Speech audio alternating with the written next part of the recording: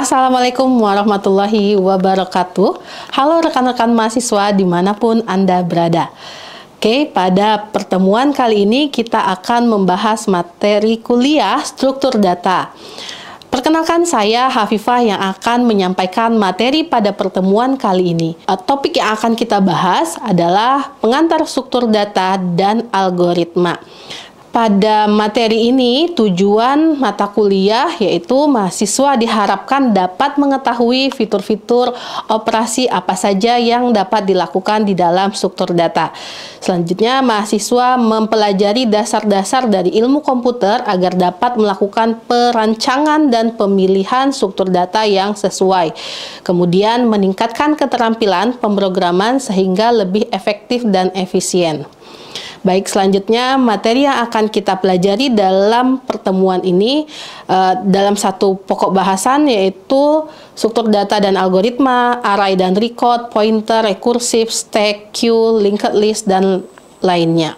Baik, adapun bobot penilaian yang perlu teman-teman perhatikan atau rekan-rekan perhatikan di sini bisa dilihat di slide untuk dapat dipenuhi agar nanti memenuhi dalam penilaian.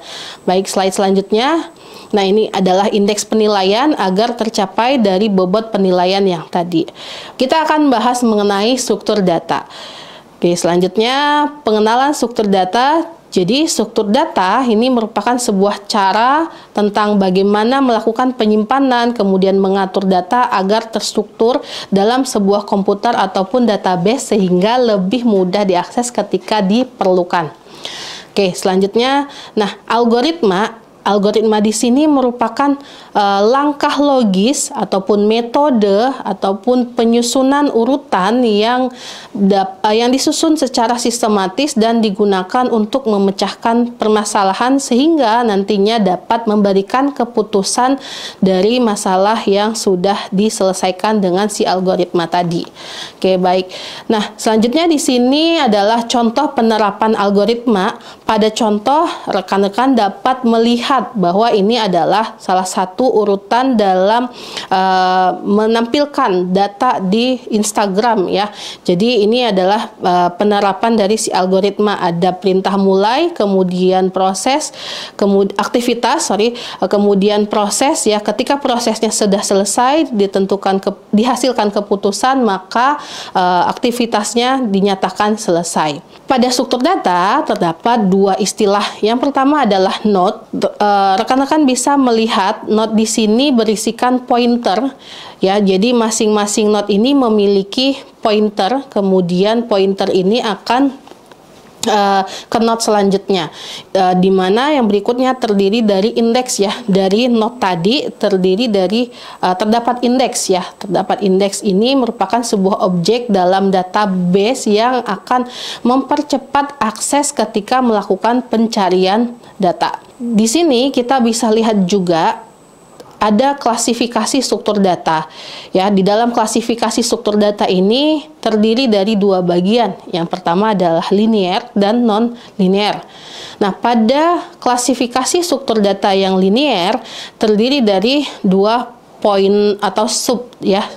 Yang pertama adalah statis, di mana klasifikasinya akan mengarah ke array, dan yang kedua adalah dinamis, di mana klasifikasinya terdiri dari tiga bagian, yaitu queue, stack, dan linked list.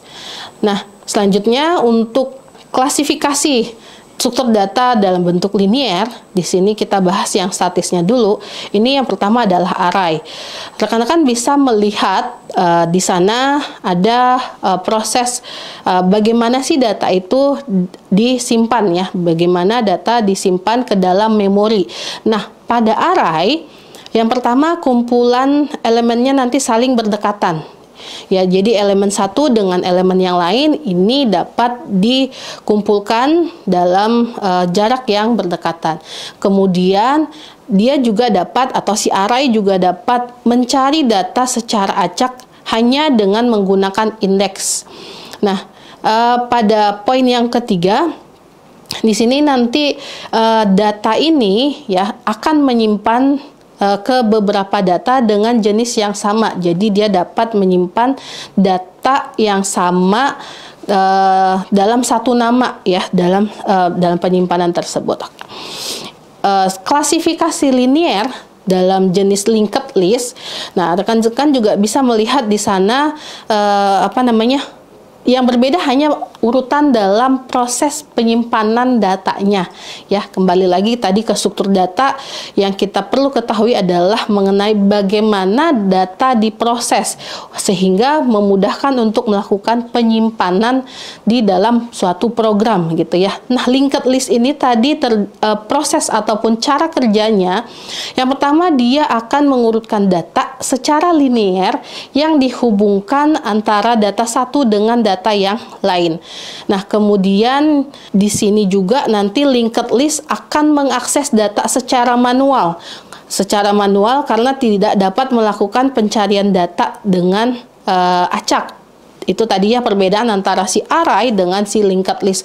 Kalau array dapat melakukan pencarian data secara acak, kalau linked list tidak dapat melakukan pencarian data secara acak. Oke, baik, kita lihat di slide berikutnya. Masih diklasifikasi secara linear. Nah, di sini di bagian point stack. Nah, ini rekan-rekan bisa melihat ya, di sini ada urutan cara kerja dari si stack ini. Stack ini kan adalah tumpukan ya. Nah, tumpukan data yang mengikuti urutan tertentu. Nah, urutan data yang digunakan di dalam struktur stack adalah dia akan menerapkan istilahnya adalah LIFO, last in first out, atau first in last out. Nah, bisa dilihat pada gambar urutan data yang pertama kali masuk ya, first in ya, misalkan Philo first in. Nah, data yang pertama kali masuk ini akan menjadi data yang terakhir keluar. Nah, kebalikan dengan si LIFO tadi, ketika ada data yang pertama keluar, nah itu adalah yang pertama masuk. Oke, pada slide berikutnya. Nah, di bagian linear ini adalah bagian queue. Queue ini adalah antrian. Jadi data untuk menghasilkan suatu program ya. Nah, ada istilah antrian ya. Jadi antrian ini struktur cara kerjanya ya. Di sini struktur data ini kebalikan dari si stack tadi. Kalau stack tadi kan dia tumpukan. Nah, kalau di queue ini dia antrian. Jadi akan melakukan urutan data berdasarkan antrian ya, atau istilah konsepnya adalah first in first out.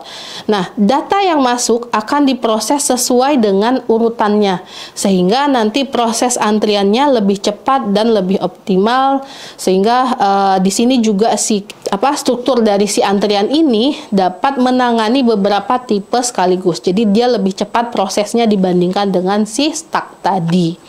Oke, baik, selanjutnya di sini klasifikasi dalam bentuk non-linear atau tree ya. Tree di sini kita lihat ini digunakan untuk melakukan penyimpanan data secara hierarki. Nah, secara hierarki di sini dia terdiri dari beberapa level. Nah, level yang pertama istilahnya ya dalam struktur data ini kita sebut dengan root. Nah, root di sini adalah dia posisi paling atau level paling tinggi. Nah, setelah root di sini berperan ada child node.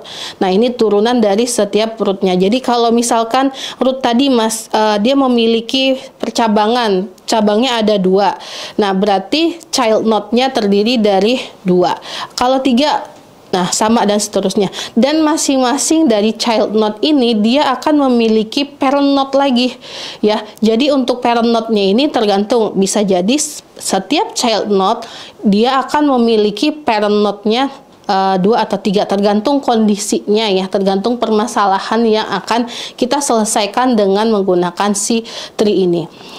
Nah, selanjutnya parent node. Oke, lanjutnya kita masuk ke graph. Ya, di graph ini berisikan beberapa node yang saling berhubungan. Rekan-rekan bisa melihat di sana ada titik. Titik tersebut atau bullet ya. Ini adalah node ya. ya node yang saling berhubungan, sehingga antara node satu dengan node yang lainnya itu biasanya disebut dengan edge ya, ataupun sisi dari node satu ke node lain. Nah, dari sisi-sisi ini, dari node yang berhubungan tadi, ini akan menghasilkan vertex ya, biasanya digunakan untuk menghasilkan suatu jaringan tertentu. Adapun contoh implementasi struktur data dalam kehidupan sehari-hari dapat kita lihat seperti di sini ada list ya. List ini digunakan untuk urutan angka keyboard pada komputer. Nah, ketika teman-teman atau rekan-rekan menggunakan komputer, yaitu perhatikan keyboardnya ya. Nah, di sana ada urutan. Kemudian urutan lagu pada playlist ya, menggunakan MP3 player. Namun saat ini berkembang sehingga ini bisa dilakukan secara acak. Nah, selanjutnya contoh implementasi lainnya adalah stack atau tadi tumpukan ya. Jadi tumpukan ini ada tumpukan koran, tumpukan buku, atau tumpukan-tumpukan yang lain, di mana pada saat pengambilan datanya tidak bisa dilakukan secara acak. Jadi harus berurutan, urutannya pun harus dari yang paling terakhir ya. Selanjutnya ada antrian atau queue. Nah, contohnya dalam penerapan sehari-hari saat kita antri di bank ya sebagai nasabah, kemudian antrian dalam melakukan pembelian tiket, atau antrian di tol, antrian ya bentuk implementasinya adalah antrian. Oke, next kita akan mempelajari lagi bagian lebih detail lagi dari klasifikasi struktur data antara linear dan non-linear. Saya ucapkan terima kasih. Assalamualaikum warahmatullahi wabarakatuh.